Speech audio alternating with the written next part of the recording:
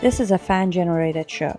If you would like to support us, please go to jamieglazov.com and also don't forget to subscribe to our YouTube channel. All your support is greatly appreciated. Good evening. Welcome to the Glazov Gang. Tonight, toxic TV and internet. With us this evening, Peter Barry Chowka, an investigative reporter. Welcome to the program, Peter. Hello again, Jamie. Peter, you are not just an investigative reporter, you are many other things, including, I would say, a little bit of a prophet, because many years ago, you made a prediction. I guess one could say that there would be the emergence of a microprocessor-enabled connected future that would essentially replace television. Am I describing that accurately? Yes, it was 42 years ago, Jamie, 42 years ago right now.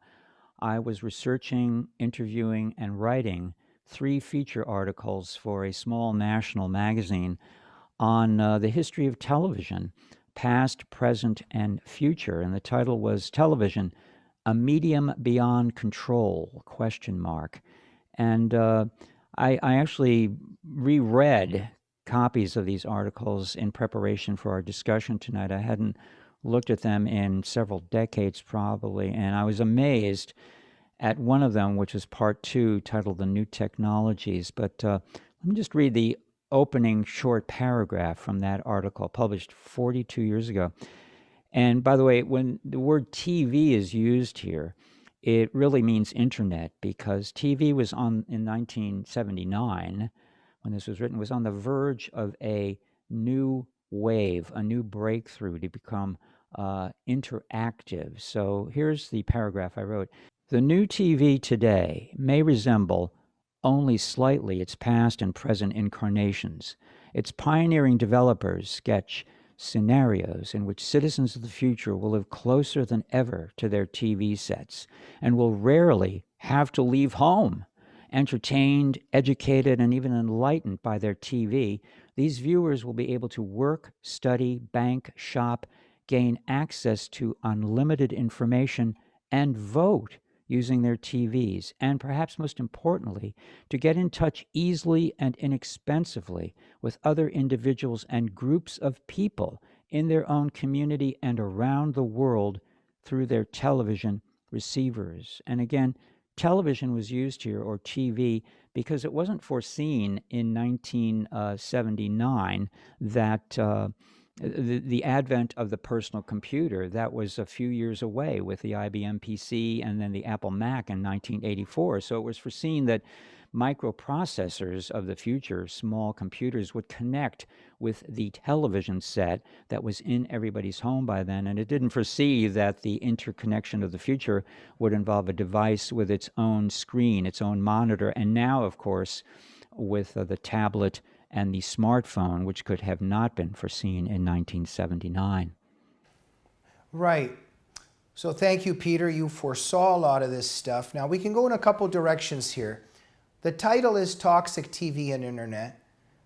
It's a given that a lot of beautiful things have come through television. A lot of beautiful things have come through the internet. We can name many of them. But a lot of bad stuff has come too. And today especially, in terms of leftist propaganda, the way that the Great Reset, for instance, quote unquote, the lockdowns, how the left is using TV and the internet to indoctrinate us and to help bring the Great Reset into power. Is that one way that TV and internet are toxic? Well, yes. And television, of course, had toxicity built into it. In the first 30 years of television, starting in 1949 in its adoption in the United States, it had names attached to it like the boob tube, the plug-in drug, and they were warranted in many cases. And I think they started, while having the ability to enlighten and inform, they also started a dumbing down process, which is also, I think, really on steroids now with the internet. I mean, I was a very early adopter of the internet, the World Wide Web, in its first year that it appeared in 1994, and I was an evangelist of the internet. I thought this was really going to save the planet in so many ways from a conservative point of view. And, just like there was a book written in 1978 called Four Arguments for the Elimination of Television, making some very good arguments, I think a similar volume could be written today on do we really need the internet? I mean, we seem to do very, very well for most of the history of civilization until what, 25 years ago when we got the internet. Has that really changed everything for the better? I think I tend to see it as the glass half empty, not only because of as Andrew Breitbart said, politics is downstream from culture. And the culture of the internet, the mass internet, what people really go to, pornography, gaming, nonsense, basically, if not negative stuff, is a precursor of where their political heads are at now. And it's just opened the door on so many really bad things. And of course, the icing on the cake in that area is social media, which came out of nowhere about 10 or 15 years ago, and now is the key censor of everything. It's in charge of news dissemination for about 80% of the population, and we Yeah. conservatives are behind the eight ball now that we can't even get a fair hearing anymore on social media. So, what's going on here? I mean, I actually rhapsodize previous decades like the 70s and the 80s, pre-internet, when I had no problem finding information, reading good books, listening to good radio shows, for examples, going out to events. But I'm not going to say we should get rid of the internet because I probably couldn't live without it, to be honest. But I don't know, Jamie. Sometimes I do imagine that if we didn't have the internet, where would we be at today? Maybe a better Yeah. place, just maybe. Well, we can't do anything about it now. And I want to get into this issue of censorship and just the way how successful the left is. Gramsci taught the leftist troops, forget about politics, grab the culture, and then the power will come from there. And that's what the left did. Of course, Alinsky taught the troops a lot of things as well. And now, not only do they control the culture, but they control, in many respects, what's happening on the internet and on social media. I want to get to that for a second, but I don't want to miss out on this cover that we're going to put up right now.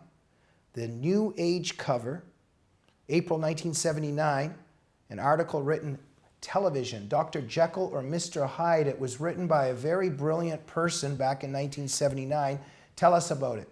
Well, that was the first part of the series, and in that one, Television, a Medium Beyond Control, I looked at the history of television with an emphasis on television news, and I read, seems like a ton of books for that, plus I was already steeped in the subject, and I interviewed a lot of thought leaders at that point, and it's too bad the article still isn't in print because I found it really interesting and informative because of the degree of research I did and the quality of the people that I managed to interview. But as I said, television was at a turning point then. After 30 years, we were on the verge of video cassette recorders, VCRs, so you could time shift and watch libraries of things that weren't on television. And of course, we were at the dawn of the personal computer, and 15 years later, the onset of the internet. And all of those things came together. They're all visual, basically. They came together in a new whole, which is now called the Internet of Things, if not the Internet of Everything. And of course, we have 5G and maybe 6G after that looming on the horizon, which will make all of this incredible and in some cases Orwellian and dystopian stuff available, if not mandated to us. And, looking at the last year with COVID-19, and now this is all factoring in the internet, the spy grid that it represents, the tracking, the monitoring, and the immunity passports, which we are being told we will probably be required to have to show that we've either had the vaccine for COVID-19 or that we are immune to it because we've already had it or have tested negative. So there are so many downsides to this, and really the origins of this modern dystopian dilemma we're in right now go back to about 35 or 40 years ago when I was writing this series of articles. So I didn't realize then, of course, what I was onto, but it's just really amazing to look back and to read. There's a cover story in Time magazine in 1993, The Internet. Nobody had even heard of it then, basically. And they predicted where it would go, not quite as accurately, in my opinion. But, here we are today. And as you've said, we've got to live with it. There's no putting this genie back into the bottle anytime soon or ever. Right. So, Peter, it's incredible how Bolshevism gets technology and then weaponizes it. So we know what the Bolsheviks did back in the day without the internet. We know what the Stalinists did, what Mao Zedong did, what the Khmer Rouge did, what Castro's Cuba did. The Nazis, too. The Nazis, all of that mass murder, all of that totalitarianism and that totalitarian virus. Now that same virus today has taken over because we know that the left controls the internet in terms of social media, etc. So we constantly see truth tellers being kicked off of Twitter, even the President of the United States. So many other truth tellers we can name, from Tommy Robinson and just so many people. And so now, just recently on Twitter, Project Veritas and James O'Keefe suspended. On Instagram, Robert F. Kennedy Jr. suspended. They're telling the truth on many things. Robert F. Kennedy telling the truth about the Great Reset. James O'Keefe doing all his fantastic undercover work. So where I'm going with this now is, we know that Parler went down also because of the left's pressures in many respects. So are we heading, if things keep going the way they're going, conservatives won't really have a voice? Can it happen, Peter, that eventually the left can gain so much control that just the way that they pressure, let's say, banks and Uber or PayPal or whatever, they're always pressuring these institutions not to deal with conservatives for their opinions? Can we come to a day where a conservative won't even be able to have a website? Well, I'll paraphrase Shakespeare and say that predictions are odious, but Jamie, I'm actually, as we sit here today, I am scared to death that what you've just described will come to pass, because it's coming to pass right before our eyes in real time. And I think, just in my opinion, the only thing that might save us from the gulag that looks like it's coming fast and furious at us, that the Maoist Red Chinese model of life, because a lot of this has been perfected in Red China by big tech, the monitoring, the censoring, the passports that you have to have based on your, what you've done on social media and your grade there. This is all coming here now, the cancel culture on steroids. And looking ahead, I think our last hope, many of us thought it was the 2020 election. Well, we lost that one. But looking ahead to 2022, if we can, that is, conservatives can take the Congress back from the Democrats, that will give us a glimmer of hope. If that does not happen, then I think the left, if they haven't done it by then, the left will just never stop, because they have most of the marbles now. They control the game, the players, and the technique. And they're just going for broke now. They see victory, light at the end of the tunnel, and I don't think they're going to stop. Absolutely. And of course, we've discussed this before, Peter. You see a spiritual dynamic. I'm a Christian. I see a spiritual battle here. And you can just see Lucifer at work, and just this effort constantly to humiliate and to demean human beings. And so when you even look at this strange COVID test of putting that thing into the blood-brain connection up here, something just isn't right with putting something up there. How dangerous that is, all the other implications of it. But I was even thinking that's not enough. They've got to come up with something else. And what do you know? Now they're doing anal probes in China because it's just such more of an accurate test that they've just really got to do this in the airports. But of course it's going to come here, and it's humiliating people. It's going to get people to fly less. And look, they had to get rid of Trump because Trump is in their way. And I was thinking, how are they going to let DeSantis continue? Because he's such a hero. What a great man in Florida. And I was thinking, the New World Order, they've got to get him out of the way. I mean, they can't allow this horrific thing of seeing this open state with people just living freely, businesses open, everybody's okay. They can't allow that. So now we heard recently Biden's going to be trying to tighten up on travel. He's going to have travel restrictions and he's going to target Florida. Meanwhile, he's relaxing restrictions on the US-Mexican border. So it's okay if illegal aliens come in without a COVID test, but he's got to crack down on Florida. Now, I know that I went on a little tirade here, but everything is very dysfunctional and pathological in terms of what I've mentioned, right? Well, I'm glad to hear you say it, Jamie, because we agree. I could have spoken the same words that you just did if I had time to construct them.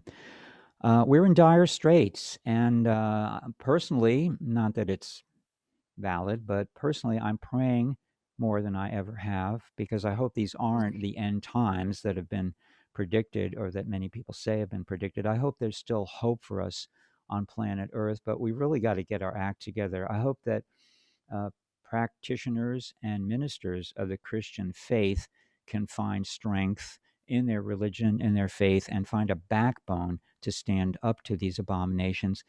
And I hope that what's left of the Republican Party, or if a new party emerges, a new conservative party, who knows, or if President Trump can reclaim a power position, we shall see, that coming up to 2022, these individuals can truly represent the heart, the traditions, the history of America, our founding fathers, and get us back on track again, or it's going to be the red Chinese century, and we are going to be the serfs if we aren't already. Very scary. But, you know, I'm sorry to just keep bringing up this sick and appropriate thing, but I think it's just so telling. I'm just trying to picture if I was the head of, let's say, whatever you got to be the head of in terms of how society is run.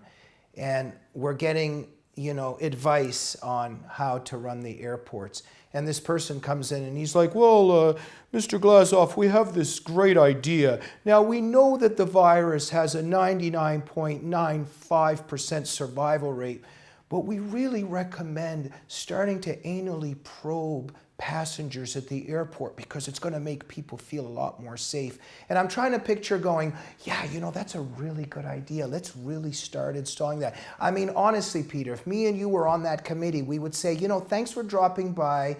There's the exit. Please don't come back in 20 years. I think it says everything that this is going on in China and most likely coming here, right?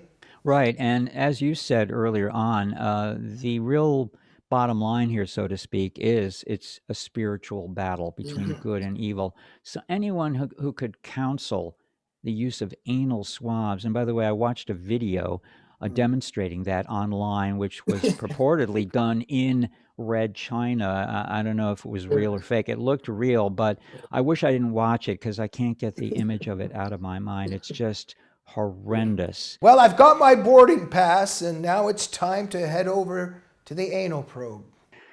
That's pretty much what it was, and it would definitely look like it was videoed at an airport. So I don't know if it was real Yeah. or a demonstration or what, but it's horrifying. But you know, my point as a journalist is, and I've gotten this criticism. You know, Peter, you're always too negative. You're seeing the glass is half empty. I say, look, I report the reality. You know, I'm not a prophet. I don't have a crystal ball. I'm not predicting what's ahead of us, but we have to be aware of what's happening right now Yeah. because too many of us are not. I mean, we are the minority in terms of following the news to this kind of Yeah. depth, this kind of intensity. And if we don't share what we know with the population at large, then truly there's no hope for us. Somebody's got to do it. Well, look, when we live on a planet where the Marxist idea and what it caused in its earthly incarnations in terms of the Khmer Rouge, Stalinism, etc., we got to tell the truth, and we gotta say what it is. You know, say what is. Peter Chowka, thank you for joining the Glazov Gang. Thank you for all your nobility and truth telling.